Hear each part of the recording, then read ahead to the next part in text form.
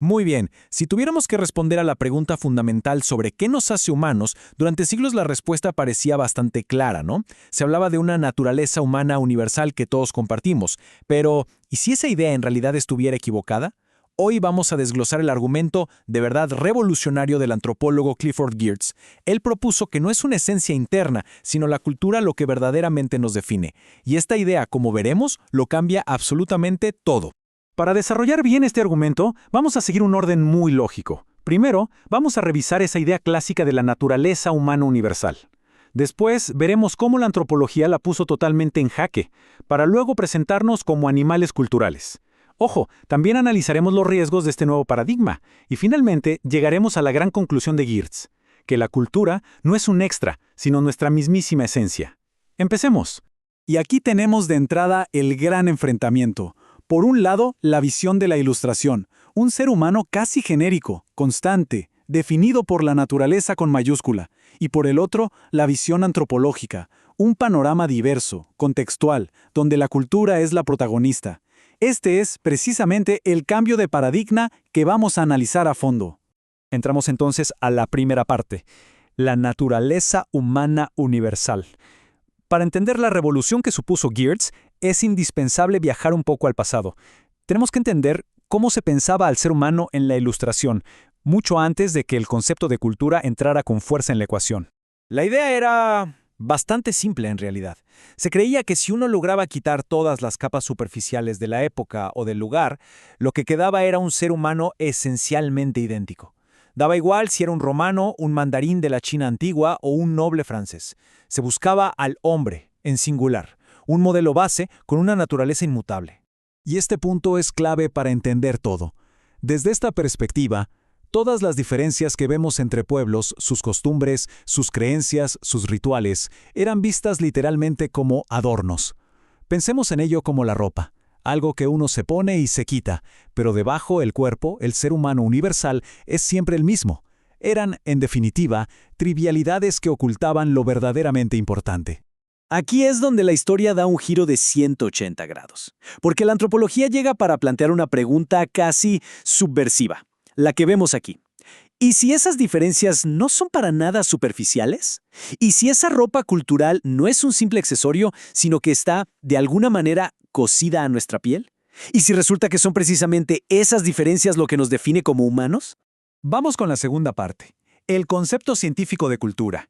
Esa pregunta tan potente nos lleva directamente aquí, porque la antropología no solo se quedó en la pregunta, trajo consigo una herramienta nueva y poderosa para responderla, el concepto científico de cultura, un verdadero desafío a esa vieja idea de universalidad.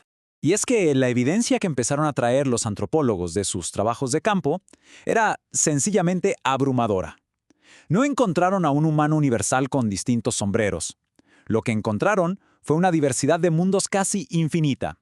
Cada cultura era un universo con su propia lógica, sus propios valores, su propia manera de entender la realidad. Ya no era posible seguir llamando a todo eso meros adornos. Esta frase de Geertz es, demoledora para la visión anterior. El punto es crucial. No existe tal cosa como un ser humano natural o puro al que después se le añade cultura. Somos seres culturales desde el momento cero. Buscar un ser humano fuera de su contexto cultural es como intentar encontrar a un pez fuera del agua. Sencillamente no existe. Pasamos al tercer punto, el hombre un animal cultural. Bien, si no somos ese ser universal e inmutable, entonces, ¿qué somos? Y aquí es donde Geertz nos ofrece esta nueva definición fascinante y compleja.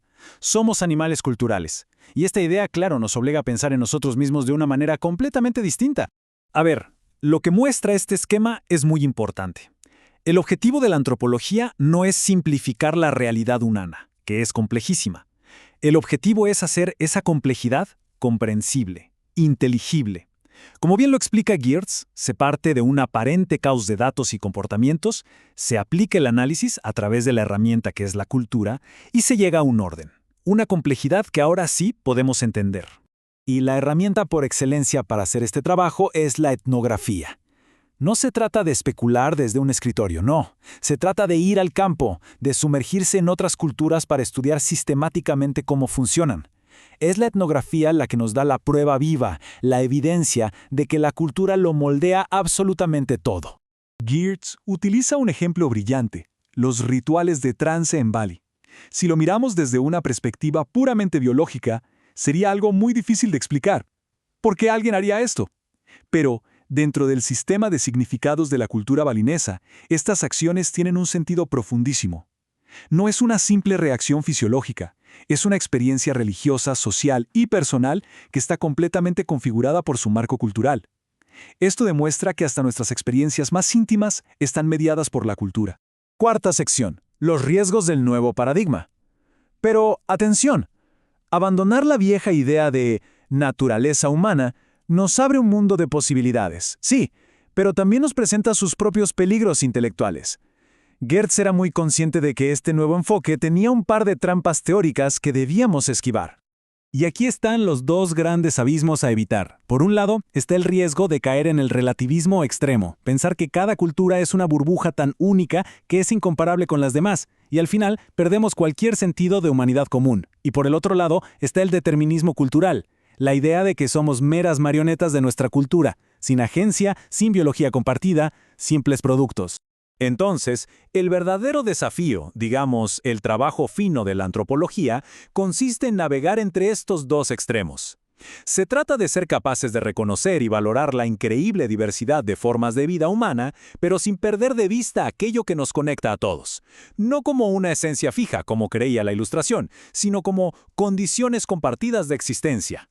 Y esto nos lleva a la quinta y última parte: cultura, esencia, no adorno. Después de haber navegado por esos riesgos, llegamos a la gran síntesis de Geertz, la idea final que ata todos los cabos y que redefine por completo la relación entre nuestra biología y nuestra cultura. Esta es la tesis central. La cultura deja de ser ese adorno superficial del que hablábamos al principio. Pasa a ser la condición necesaria para la existencia humana. Es, por usar una analogía, el sistema operativo a través del cual procesamos la realidad, sentimos emociones y nos relacionamos. Sin cultura, no es que seríamos humanos incompletos, es que simplemente no seríamos humanos en absoluto. Así que, en resumen, hemos pasado de ver la cultura como un accesorio a entenderla como nuestro sistema operativo fundamental. No es algo que tenemos, es algo que somos. Y esto nos deja con una pregunta final, una para la reflexión. ¿Cuáles son esos sistemas culturales, a menudo invisibles, que están dando forma a nuestra propia manera de ver el mundo, aquí y ahora? Pensar en eso es empezar a entender por qué el trabajo de Geertz sigue siendo tan relevante hoy en día,